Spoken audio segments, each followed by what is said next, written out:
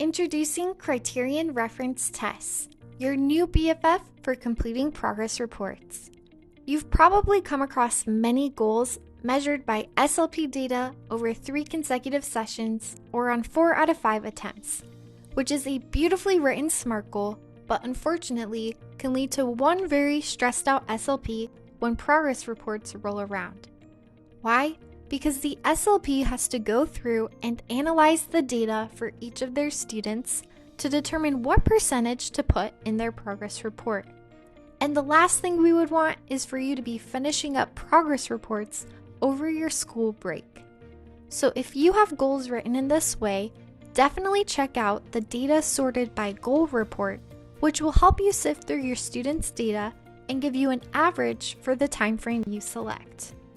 Keep in mind though that using data from your therapy sessions can lead to inconsistencies in what you're reporting, because typically the stimulus items you use from session to session are not always consistent.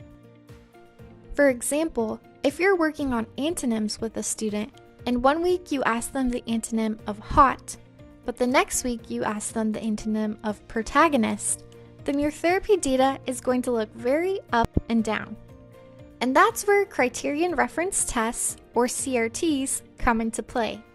CRTs are designed to measure a student's performance against a fixed set of predetermined criteria. They are not norm-referenced, but they do allow you to obtain a baseline score on a skill and look at performance on that skill over time. This is something that teachers use regularly in the classroom to test academic concepts. Similarly, you will use one test at the beginning of the IEP to get a baseline score, and then you'll administer that same test each grading period to measure your students' progress over the course of the IEP. It's important to note that you are not teaching the test. In your therapy practice, you are teaching the skills that you want your student to learn and see if they can apply them to the test.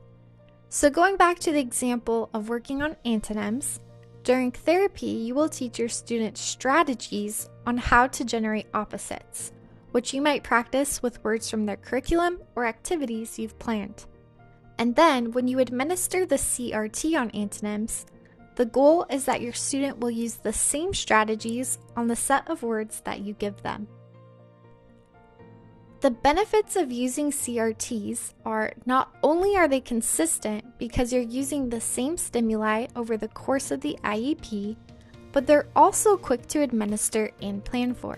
A few weeks before progress reports are due, instead of planning a therapy lesson, you can use the student session time to complete progress monitoring.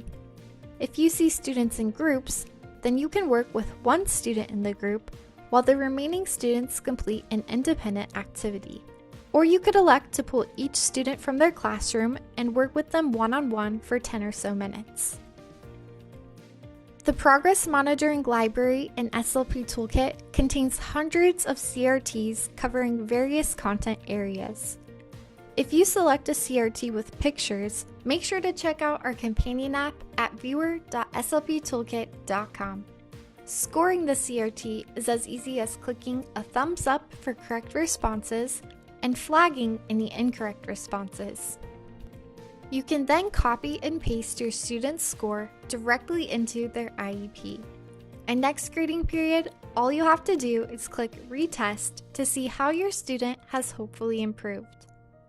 Feel free to check out our tutorial on rubrics to see the other type of progress monitoring tool in SLP Toolkit.